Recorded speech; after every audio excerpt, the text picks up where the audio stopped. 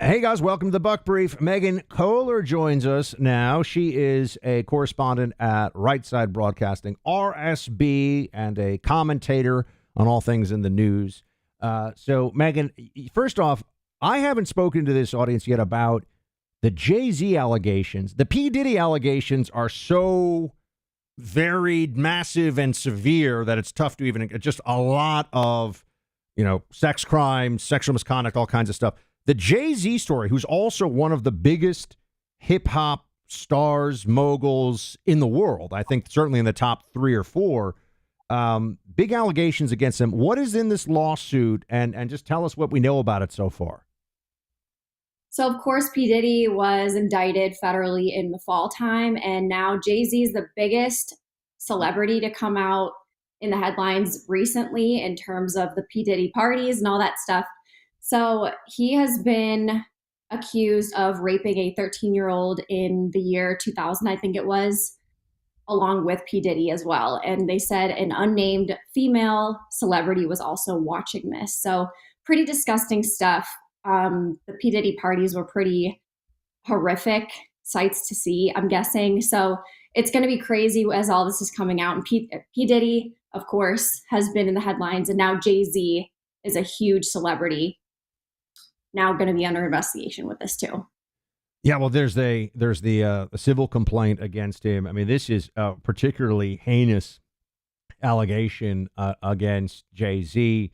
I'm sure his team. Actually, I saw some of the statement that was put out, and I don't know. It wasn't as strong of a denial as I would have anticipated for somebody who is claiming that he is innocent. I thought the wording on it was a little bit.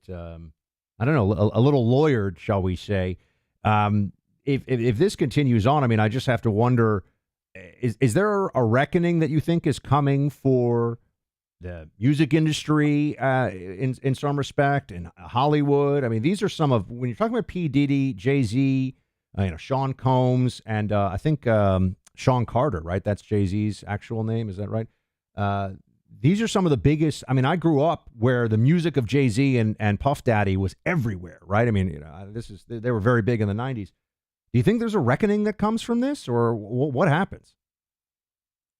I think we're seeing the demise of Hollywood right before our eyes. I think the music industry, athletes, the Democratic Party, they're all in cahoots, and they've been having this Diddy party, so to say, metaphorically, for years and decades, and it's all crumbling down right before our eyes. And we're about to see all kinds of celebrities coming out as being involved in these Diddy parties, and Jay-Z's just the next one up.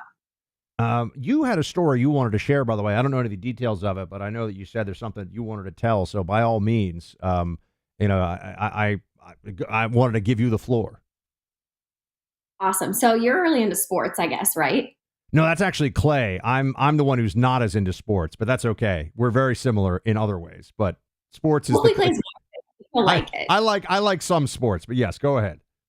Okay, perfect. So I danced for the Cleveland Cavaliers in 2015 to 16, and then the RNC was in Cleveland in 2016 in the summer, and then I danced again on the team from 2016 to 2017. And after my first season, I technically wasn't on the team in the summer. And Scotty Nell Hughes from CNN posted on Twitter that she was looking for female Trump supporters to go on air and explain why they support Donald Trump. And of course, I loved Donald Trump from the very beginning. I've always wanted him to run for president. So I was on the Trump train way ahead of time. And I was very happy to go on, and I volunteered to do it. And all my friends and family basically said, you better check with the Cavs because you're representing the Cavs dance team, and you should probably ask them if it's okay. But I was never planning on going as Megan, the Cavs girl. I was never going to wear a Cavs shirt or anything. But I said, all right, fine. So I checked with our director of entertainment teams, and I realized in that moment that she was a big time liberal. I didn't know at the time, but she started squeezing her fists and her neck veins started popping, and she's starting to get all heated, but she kept her cool when she was talking to me. And she basically said, I have my right to free speech, that I can go on CNN and talk about my support for Trump, but they strongly discouraged me from doing it because the Cleveland Cavaliers stays neutral.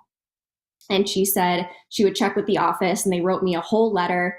And basically the entire thing said what she said as well. You have your right to free speech, but the Cleveland Cavaliers stays neutral. They were very adamant about that. When it comes to politics, they stay neutral. So I finally decided, I guess I don't want to jeopardize my spot on the team because they're very discouraging to me of doing it. So I said, okay, I won't do it. And then 2 weeks later, LeBron James himself is on stage with Jay-Z, Beyonce, and Hillary Clinton at her rally/concert that Hillary Clinton was throwing for her campaign. And I said, what happened to the Cleveland Cavaliers staying neutral when LeBron James, who's clearly the face of the Cavs, the face of the NBA, he's to the likes of legends in the NBA like Michael Jordan, he's that big, and he's on stage with Hillary Clinton, but I wasn't allowed to go on CNN as Megan Kohler, not representing the Cavs. So I thought that was really ironic. And of course, now Jay-Z is in the headlines for being involved in these Diddy parties. And they were all on stage together at Hillary Clinton's rally in 2016.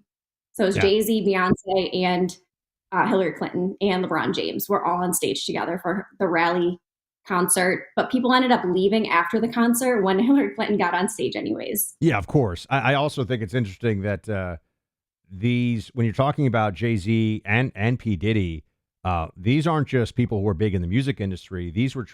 Both individuals have been treated as cultural icons and political forces as well, who, rub elbows with the Obamas, the Clintons, Vanity Fair, Vogue. I mean, all of the above. I mean, these are guys who are worth hundreds of millions, if not, I think Jay-Z is actually worth billions now of dollars. And that there could have been any of this alleged conduct that went on for as long as it did, and somehow there was no effort to investigate or get any kind of justice is, I think, shocking to a lot of people. But I wanted to ask you next here about the Daniel Penny verdict, Megan. But first up, our sponsor here is Birch Gold. Look, President Trump is going to be in charge soon. It's going to be better for the country for sure. But he's tackling a massive problem with Doge and the people coming in to be his cabinet. The 35, now 36 pretty much, $1 trillion of debt. Now, that's going to cause systemic risks in the economy. What can you do in the meantime to prepare yourself? Because even if Trump's in charge, we still have these massive challenges, these huge problems. Hedge against declining dollars in your bank account. That's where gold comes in. You can diversify your savings into both cash and into both gold and silver from cash. And if you look historically, gold has increased in value over time. Birch Gold can help you convert an IRA or 401k into an IRA in physical gold. The best news is it doesn't cost you a penny out of pocket. Text Buck to 989898. Get your free info kit. Protect your savings with Birch Gold. Text my name, BUCK, to 989898 and get started today. Megan, I don't think you grew up in New York. I did. I can tell you as a New Yorker today, everybody that I still know in the city breathing a big sigh of relief about the Penny verdict. What do you make of it? And how concerned are you about riots now that some of the people outside the courthouse have been expressing their extreme displeasure with the verdict? I'm seeing some parallels between this and the George Floyd incident from a few years ago. It kind of seems like when people don't really know the entire story, they just turn to rage and rioting. So hopefully that doesn't happen again this time. But as a woman, if I was on that subway, I would hope that if some lunatic was running around threatening people on drugs, whatever it might be, anyone that looks dangerous, my head is on a swivel anyways, but I would have been happy to see that there was a man like Daniel Penny standing up and defending everybody on there. Yeah, I think that the jury clearly agreed with you and felt like enough is enough in the city of New York. Do you have any? I know you're an Ohio gal, right? Do you have any Soros prosecutors that are in like Cleveland, Columbus, any of the major cities there? Do you know? Because Soros prosecutors have been seated all over the country in cities like St. Louis and San Francisco and Atlanta and Baltimore, and you go down the list. Do you know if you've gotten any of that there? In Ohio, I'm not aware that we do. Oh, okay. Because, I mean, it's always something that I think you see the worst criminal justice outcomes generally where you have Soros-backed prosecutors, and people are waking up to that as well. You know, in California, they've actually taken a few prosecutors out of office, or they've either not elected them, or I think there was actually a recall in San Francisco of Chesa Boudin, or Boudin, whatever, however you say his name, because it got so crazy. So, yeah, I think the Daniel Penny verdict is an indicator of things going better for New York going forward. But it's always tempered by the fact that Alvin Bragg is still the DA. He went after Trump. I mean, 37 felonies. They try to get Trump with 37 felonies for a bookkeeping dispute, like how he wrote things in his own bookkeeping ledger. They want to send him to prison for this. It's like it's the craziest thing. Honestly, it's amazing. We'll also get to speaking of crazy things, the alleged shooter of the United Healthcare CEO was caught. We'll discuss that here in just a second. Look, practice doesn't make perfect. Perfect practice makes perfect, but you got to practice if you want to get better. And that's where Mantis X comes in.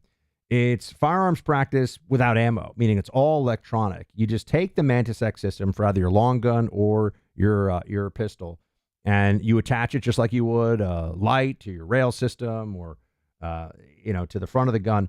And it's so easy. I've used it here at home. It works on your shooting technique, your trigger pull, the basics, the fundamentals of shooting all get better with the Mantis X system.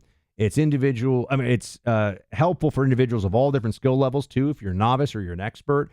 It's a great gift for yourself or a family member this holiday season. Go to mantisx.com, MANTISX, mantisx.com. So now, Megan, were you surprised by by anything about this guy who is the alleged assassin of the United Healthcare CEO, Ivy League school, leftist, anti-capitalist, caught with the manifesto on him? What do you make of all this? I mean, some people, when they first heard the news, tried to say that this was a random act of violence, and I don't believe it was at all. He clearly was planted. There was an operation behind him. This was completely planned. He arrived in New York 10 days prior on a bus. I mean, this was very planned ahead of time, and he clearly is a leftist lunatic if he's got the Marxist book on him at the time. And he wrote messages on the shell casings of the bullets that he used too. So this was some kind of planned up scheme of rage. And what did you think of all I'm sure you saw this online too, all the people who were jumping in right after this happened, before we even knew those details that you laid out, who were kind of clapping for this? I mean, really in favor of a targeted political assassination of an American right in Midtown Manhattan, almost 7 o'clock in the morning, the busiest part of the city.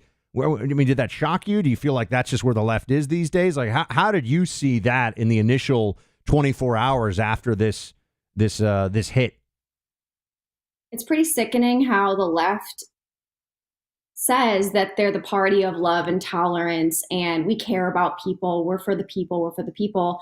And then when things like this happen, they clearly have no regard for human life. They didn't care that this man was probably someone's father, someone's husband, someone's friend. They didn't care about any of that. They just thought this is a bad guy because of capitalism or whatever they have to say about it. And they just wanted to take him out. And it reminds me of when President Trump had his first assassination attempt on his life. And I literally saw people I know posting on social media, too bad that the shooter missed by an inch. Like they were unhappy that this was an unsuccessful attempt on his life. That. And then, and I saw that all over the place, and it was pretty gross to see.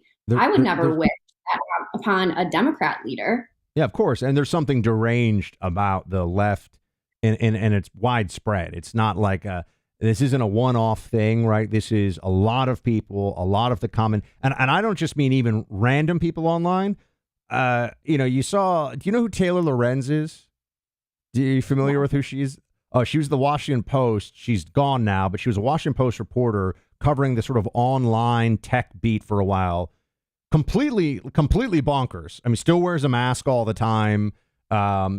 Gets angry that people don't wear masks around her because she's immunocompromised or something. She's completely insane.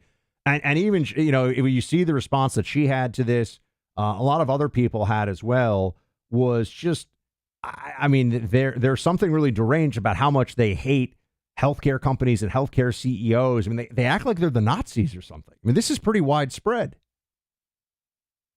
Yeah, it's pretty sick that they just come up with their ideas about how they hate They hate rich people, eat the rich, tax the rich. This person's evil, that person's evil. They're a capitalist. We need socialism.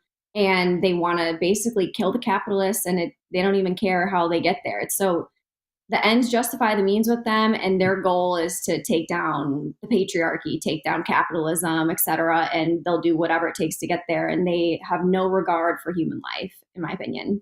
Our sponsor here is Wide Moat Research, and in 2016, Brad Thomas was tapped to be an advisor to President Trump because he's an expert in the world's largest asset, an asset that's bigger than stocks and bonds combined.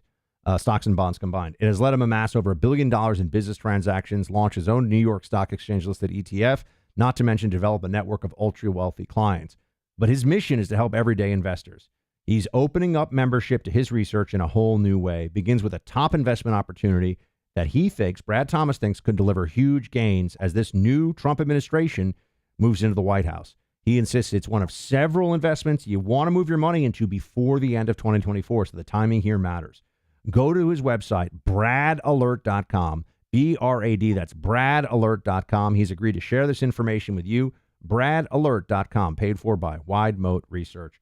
Megan, thanks so much again for being here. Where can folks go to watch you on RSB, and where can they follow your work? So I'll be covering Inauguration Week in Washington, D.C. with RSBN the whole entire week leading up to inauguration. And then you can follow me on X and any other platform at Megan V. Kohler. Megan, thanks so much for being with us. Appreciate it. Thanks for inviting me on the show.